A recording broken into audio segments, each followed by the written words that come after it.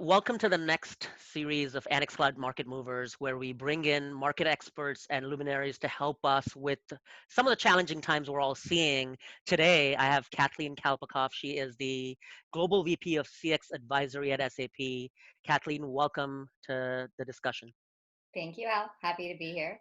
So, Kathleen, before we jump into discussing the details, it'd be great to kind of tell our viewers what your team and you do at SAP and how do you help customers? Sure. I run a team called the Customer Experience Advisory, and we have teams of folks that are uh, aligned by industry, that have deep experience within their industries, having really sat in the shoes that our customers are often sitting in, having run P&L businesses, and having to make decisions around how to best connect with the customers and engage with the customers. And of course, there are technology decisions that go along with those decisions. So what we'll do is we will collaborate with some of our customers.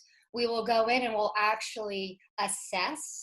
We have a pretty specific methodology. We'll go in and assess the customer experiences that they're providing to their end customers today, and we'll compare that to industry best practices, and we'll compare it often to their core competitors in their space, because all of our customers are, of course, looking to be market leaders themselves.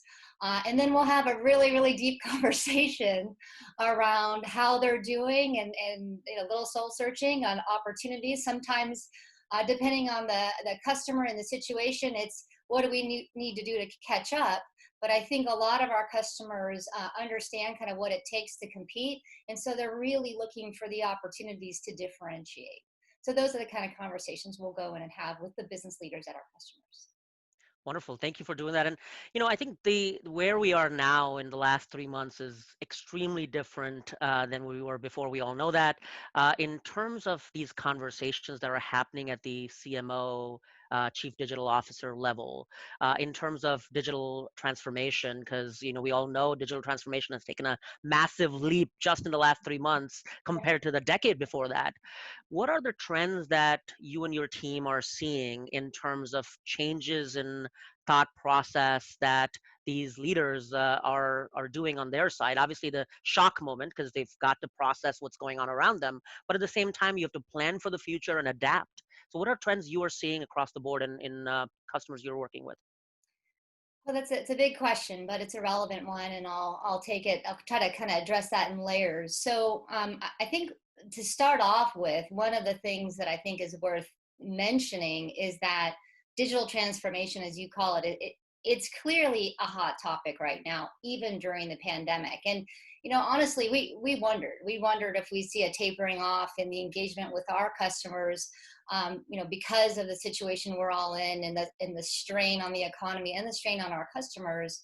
But to put it plainly, we're seeing actually the opposite. We are really, really busy having a lot of deep conversations, and particularly the level of interest from our customers to have a conversation around creating best-in-class customer experience through digital channels it is really high. And I guess one of the ways I would put it, I had a colleague and I were having a discussion, and we used the analogy of musical chairs. You remember that game when you were a kid, and the music's going, we're all kind of going along our way, and then without warning, the music stopped. And wherever you were in that moment is where you were. Like you were frozen in time in a way, as far as the capabilities that you had put in place. So companies had to live with whatever they had in place for an all digital operational plan that they didn't plan on. And so when the music stopped, for many, the silence has been deafening. And by that, what I mean is that if they didn't have the right customer engagement strategies supported by the right business processes and tech to enable them to support a continuous dialogue with their customers, then they were literally hearing crickets. So I think the silence has led to self-reflection. but it's also led to an incredible openness to new ideas and new approaches, and in a very kind of urgent need to reach the customers and create a meaningful and ideally continuous dialogue and engagement with them. So what we've seen just across all the industries is a need to take action and an openness to try new things. And this is interesting, really, because there's like a cease and desist in this internal, there's always been this internal and eternal turf war between channels. And I think we've all seen it in companies we've worked for, or in companies we work with, where there's been, you could think of it like competitiveness between, the online channels and like brick and mortar stores for retail, competing kind of with each other for revenue, for the higher average order values, et cetera.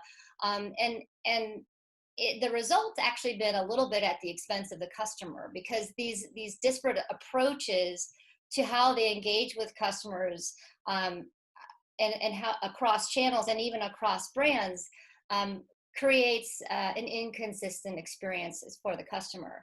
And so where I'm leading to with that is that in this pandemic time, to a large extent, these silos, or these kind of organizational friction points, have just come crashing down. And there's been this stark realization with many of the customers that we're talking to, that everyone's on one team now, and everyone has to have one goal, which is to connect with their customers and keep the conversation going, and to personalize and engage with them in a way that's relevant. And everybody that still has a job is just trying to make it work. So back to your question. So for the business leaders, you have a chance to bring about an organizational shift that probably 6 months ago would have seemed impossible, maybe even 3 months ago. And it's really less about being opportunistic and more about being enabled to do the right thing for your customer. So companies talk a lot about being customer centric, but to really put that into action is hard work. And what does that require? What would be the learning from any of these companies that have had to go through that deafening silence and self-reflection? And I think at the end of the day, it really requires a unified customer data structure across all your channels and across all your brands. And this is the key to unlocking that personalized dialogue with your customers that at the end creates the trust and loyalty that you hope to have with your customers. No, this is great. And I think lots of great ideas that I kind of caught from there. The big one for me is breaking down the silos within the enterprise, which was, again, it takes years and years of time and trust to build Yeah, that, because everyone has their own focus and their goals to achieve, and they may not always align, and it takes a long time. And now the goal is customer success, and I need to make my customer successful, and how do we break that and do it in the yeah, fastest way possible? The second thing, which I thought was very interesting and important, is the willingness to still during these times want to adapt and want yeah. to do certain things. And that's great. And the last thing that I will maybe even steal from you is the musical chairs example. I haven't seen that one before. I haven't heard of that one before. And that's a great analogy in terms of Yeah, understanding, is the music stopped and it's deafening silence, and you have to now really rethink and revision what you were going to do. So all great points here in that sense. If we go one level deeper in that sense, now going to specific industries, there are some industries that were hit very hard. Tourism, entertainment, that's sort of a vertical that was hit extremely hard. On the other end, there were industries that are faring extremely better, but at the same time have their own set of challenges. For example, grocery. Online groceries grown like, I don't know, a few 100% overnight. And grocers didn't want to invest in a digital experience before because they just wanted the store experience to be awesome. But now they're forced to reinvent and rethink that because it's overnight, gone that way. So if we split those two together, maybe we start with the industries that are hit hard and how they adapt: tourism, entertainment, movie theaters, whatever that might be. yeah. And then the other side, which is hit hard in a different way, but now they have to adapt as well. How are these industries thinking it differently? Yeah. So Okay, let's take an obvious one. Travel and hospitality, right? Yeah, That's a tough place to be, and there's no secret sauce to fix the reality that during a pandemic, people don't want to fly. yeah, People don't want to stay in hotels, and people don't want or can't eat in restaurants because in many places they're closed. So what can these companies? And I think what we're asking is, what can these companies learn from this? um, and again, it's going to be a recurrent theme because I think we're quite passionate about it. It's a matter of really knowing your customers, and especially your most valued ones, and keeping that conversation going. So let me give an example. So I am a United Airlines Platinum member. Maybe you are too. And I have been impressed by the ongoing dialogue coming to me from the CEO. They are letting me know things that matter to me. They're spending a lot of time talking to me about new safety measures, but they're also doing things that are less self-serving for them and very empathetic to me. So an example would be, um, you go onto their website, front and center. They talk about how flexible their cancellation policies are. They have a big button if you want a refund on something that you already booked. They're taking a long-term view of customer satisfaction instead of having a short-term, holding on to every dollar. And they're doing things that impact and show that they care. So, for example, they're providing free flights across country for medical volunteers, and that matters to me. And there's no question that United Airlines is suffering, and their employees are suffering, but they're still willing to give back. And their messages have been very tasteful and relevant. And I, for one, will continue with this brand and feel better for it once I can travel again. So I think that's an example of a nice way to handle it. It doesn't solve the problem that no one's getting on planes or very few people, but it's, I think, a longer term view. Another one that I think has some interesting learnings from and creativity is the restaurant industry. So as we mentioned, a lot of the restaurants are closed. In my town, a few of them are opening up with a bunch of rules, but that just happened this last weekend. And in what we've been seeing from them, and you might be seeing the same, um, we're seeing them get creative on reaching out to their kind of loyal customer base. So I'm getting emails about some of those, grandma's secret sauce that I would love to go in and order. Well, they're sharing the recipe with me. Well, that got me on the site. I wanted to take a look at that. One thing that's been really successful is the family meal deals. I have a family of 4. And some of the nicer, more expensive restaurants, to go dine there and order 4 plates, for my kids and I, is a little expensive.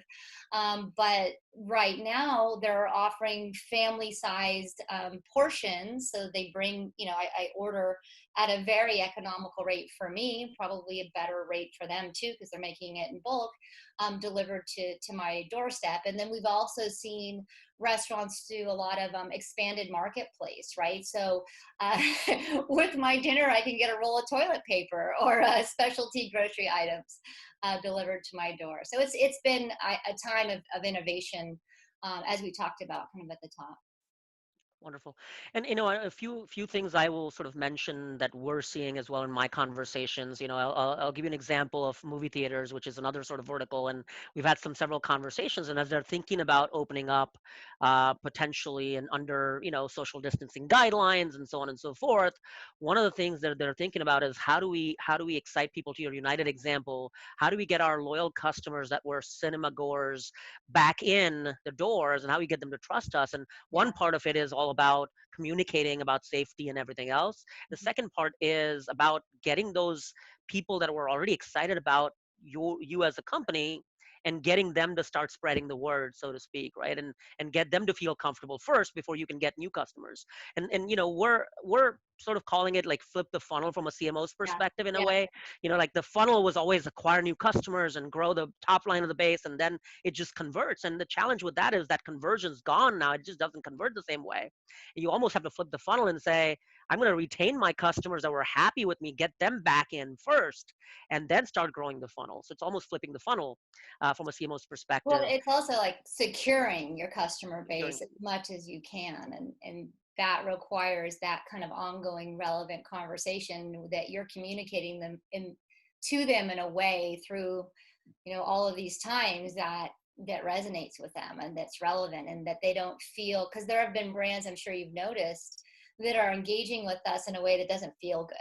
Yeah. You can feel the desperation, right? Yeah. And that's why, in the United example, and I'm sure you've seen many as well, where having that more altruistic kind of message for a lot of us resonates better.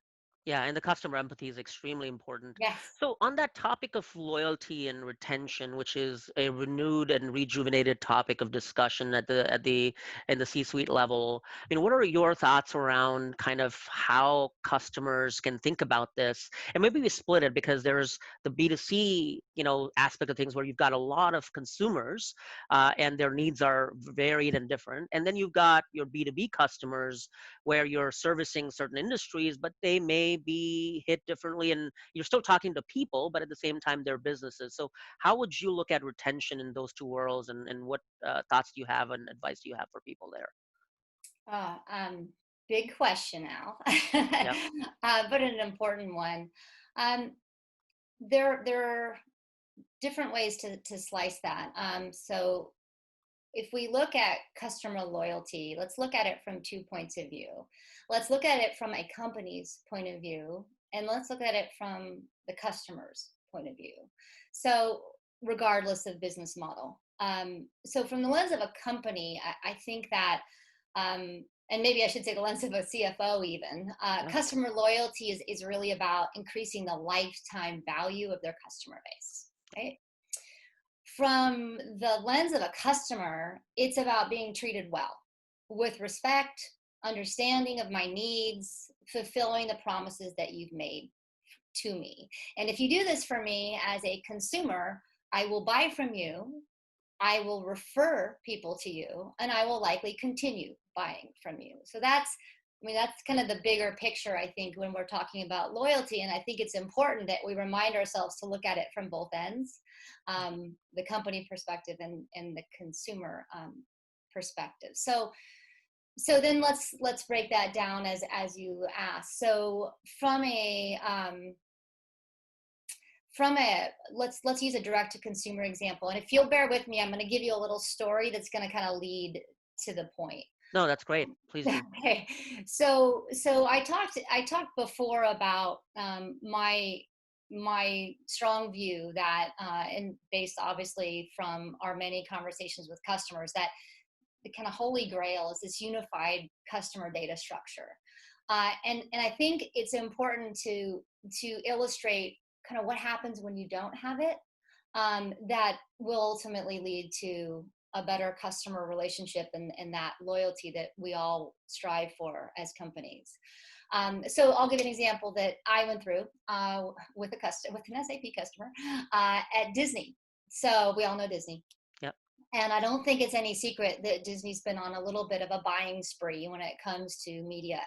Yep. So Disney Plus emerges, and they have purchased Hulu, ESPN, Fox as well, and so that's all now under the umbrella of Disney. And so I, as a customer, made a phone call to Disney Plus, and I was asking questions about some of my options there. And I also am a Hulu customer, and I'm also an ESPN customer. So I had some questions about my other subscriptions and kind of how this all looked. And the customer service agent was, I only know Disney Plus. I have no idea about Hulu. I have no idea about ESPN. This is my world. This is all I can help you with, which in itself, of course, was really disappointing, and was probably more concerning if I were a Disney executive, is that customer service agent clearly had no incentive to help me reach out to the other brands and get my questions answered. Um, so, so the reason I'm bringing that up is you needed to know, if you were Disney, you needed to know my value to you as a customer to determine perhaps the kind of programs that you're going to put forward for me when you think of loyalty. So uh, the rep on the phone would know about my Disney Plus spend, but would they know about my Hulu spend? Would they know about my ESPN spend? Are they, does Disney as a corporation have the insight into Kathleen across these brands? Am I being now, because they don't understand that about me, am I being greatly undervalued in my interaction with Disney Plus? I would say yes, I was. Yeah. And how does that translate? So, and then what was the opportunity cost of that lack of understanding? So Disney Plus had the opportunity in that engagement, a live conversation with me, to cross-sell me into other media packages, right? Like they could have, I was actually looking for maybe kind of like a package that would, make sense for my family. There would have been a lot of opportunity to maybe increase the order value on the spot and deepen my relationship with Disney. So all of that was lost in that transaction. So to bring this full circle, thank you for indulging me, but the topic of a unified customer data structure is what enables that kind of activity, and customer loyalty at the end of the day is the beneficiary of that. So having a deeper understanding of me as a customer, collected and shared across brands, and all the channels, also not just brands, but all the channels that I'm interacting with. So that's one thought from a direct to consumer level.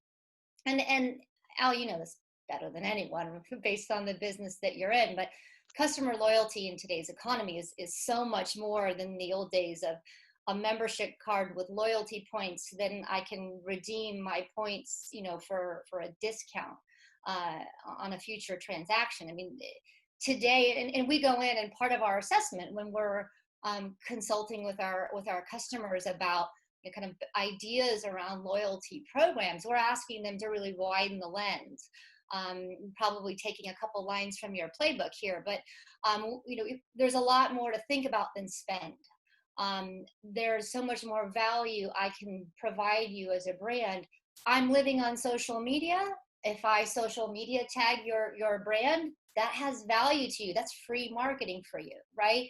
Am I writing online reviews? These all have great value to a company. Are they properly incenting behavior that they want to have continue to bring more customers at a very low cost to their doorstep?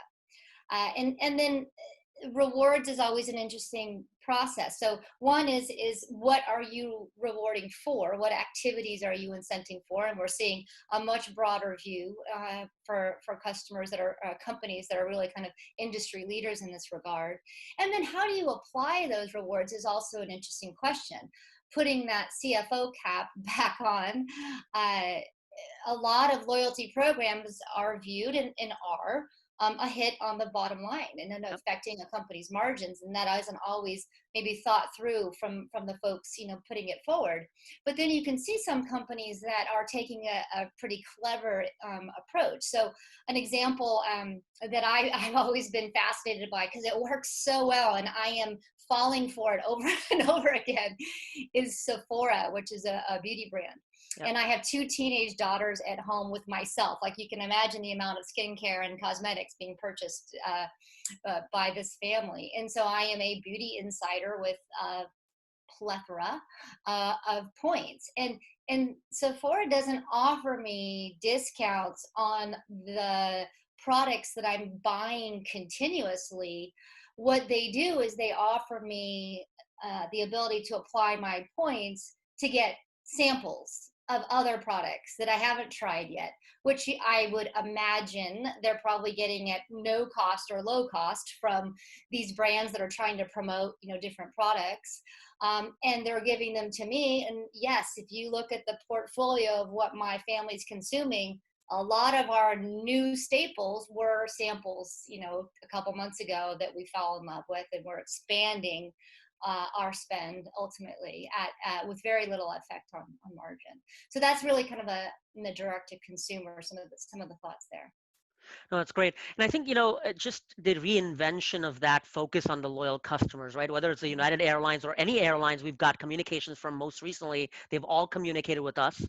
Whether it's Sephora, in fact, a great program, like you said, but literally yesterday they came an announcement and they upgraded their program. So if you haven't seen it, check it out. But I have to there's a look. I lot haven't more. looked. What Yeah, happened? they came out yesterday and they announced a bunch of more experiential rewards, like you're saying. So it's not samples only; it's a lot more experiences that you can now get, and some of those also can apply in the store. So you pull you back into the store at some point in time in that capacity, and so they're re-innovating and continuing to innovate on those loyalty programs, especially making it experiential to earn those Yeah, benefits and experiential to and then redeem those benefits, and not just a discount focused sort of yeah, umbrella.